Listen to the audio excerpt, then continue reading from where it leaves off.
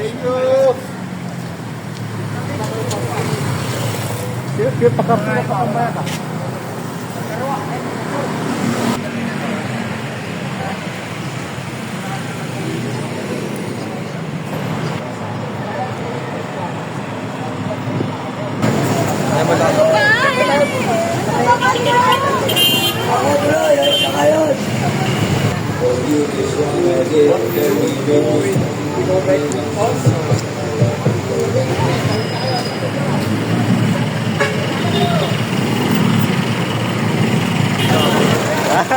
Yun lang, di ka tumunta sa akin.